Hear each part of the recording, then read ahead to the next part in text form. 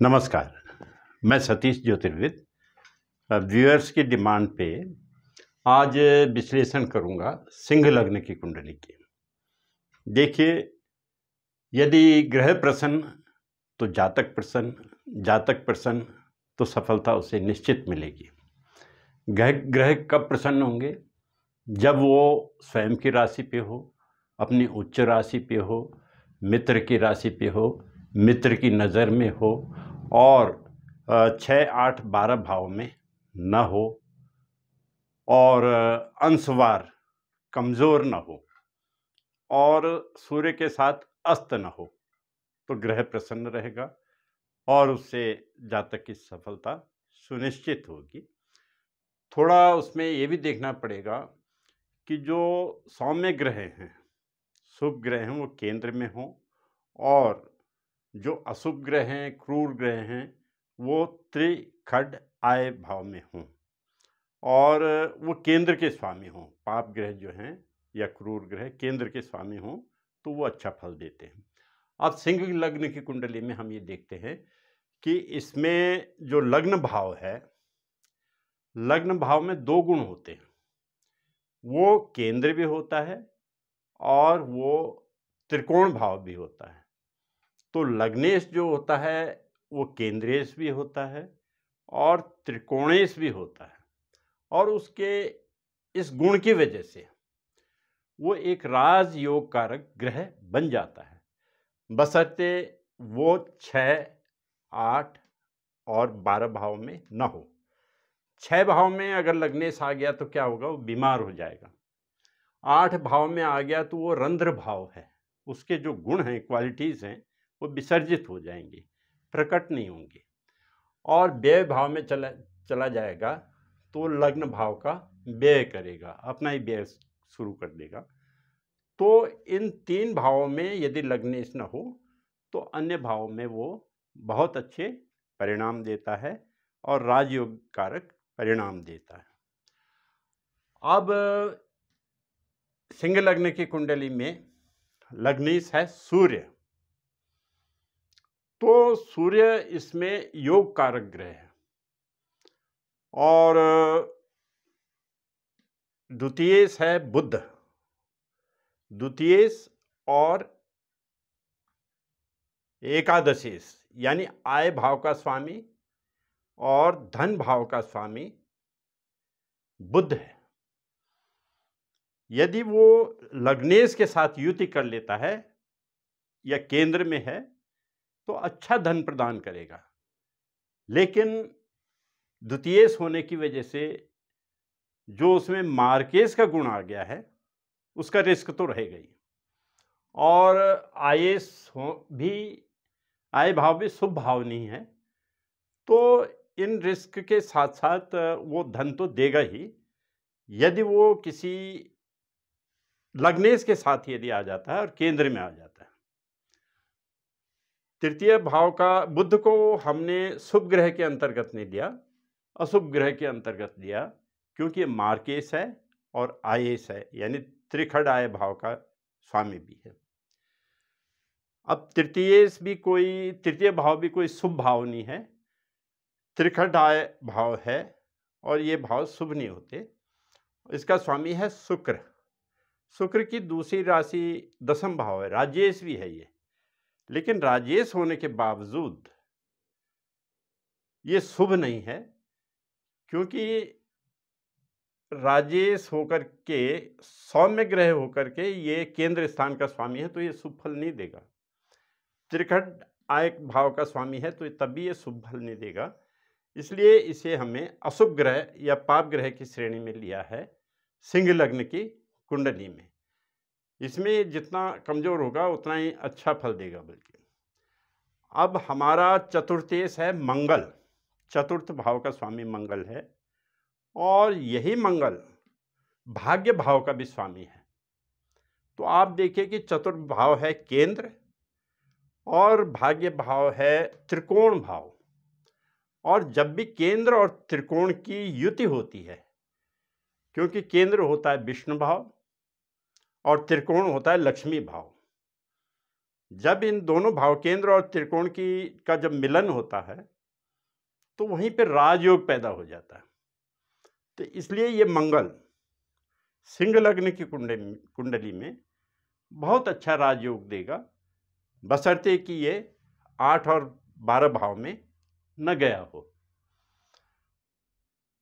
छठे भाव में तो ये है कि इसकी उच्च की राशि है, इसलिए अच्छा ही फल देगा। और इन 2 भावों को छोड़ करके अन्य भाव में, अष्टम भाव और द्वादश भाव को छोड़ करके अन्य भाव में ये मंगल बहुत अच्छा फल देगा। और ऐसा जातक ऐसी सर्विसेज में जाएगा जहाँ पे शक्ति की आवश्यकता पड़ती है। अब इसके बाद हम आते हैं पंचमेश में।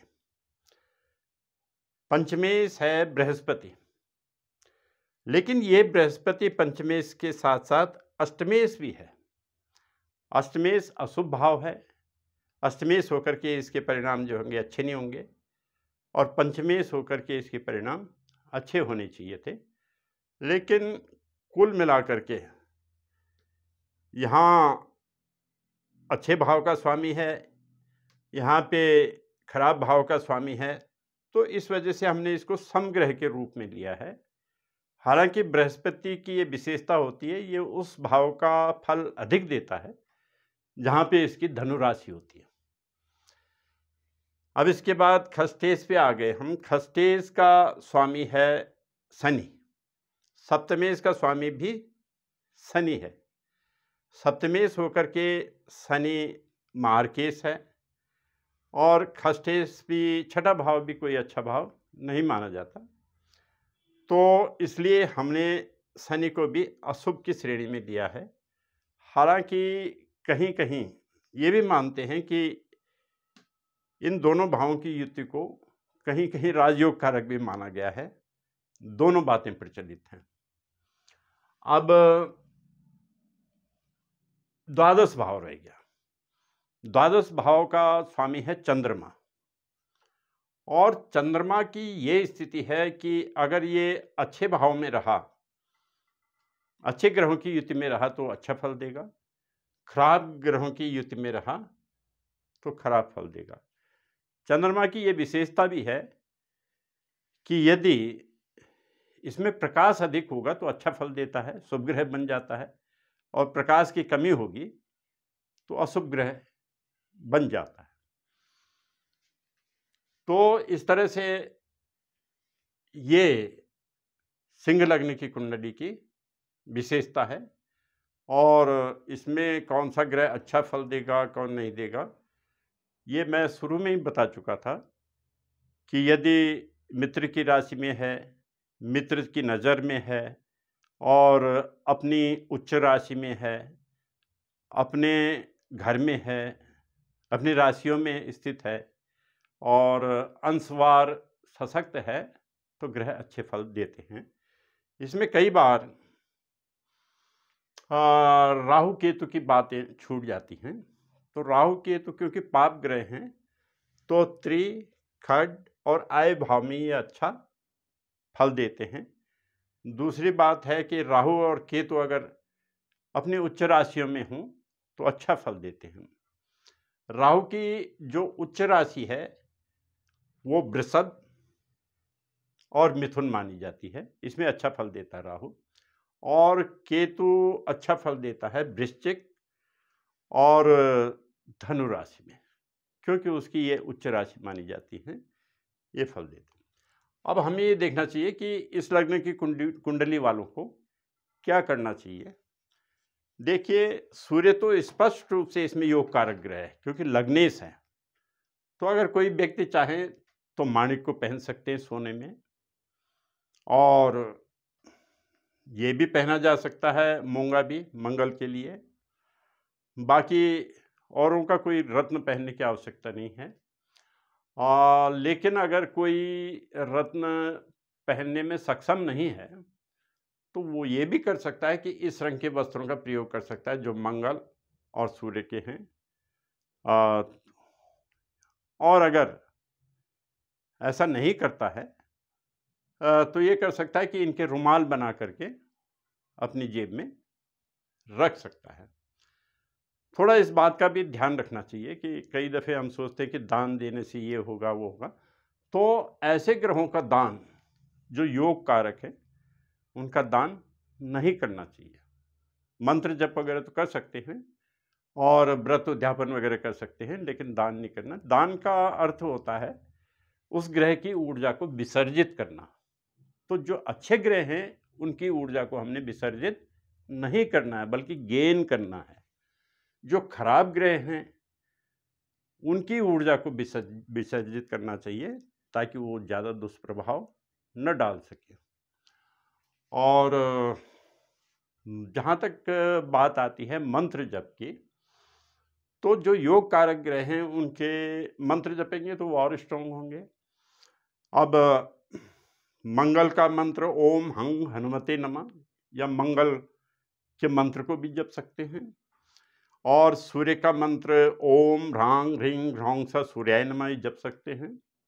और इनका जो इष्ट देवता बनता है भगवान विष्णु बनते हैं, क्योंकि ये जो पंचम भाव में जो राशि है धनु राशि है, इसके स्वामी बृहस्पति हैं, उनके देवता भगवान विष्णु हैं। इसलिए ये ओम नमो भगवते वासुदेवाय जप सकते हैं, इनको सफलता प्राप्त होगी।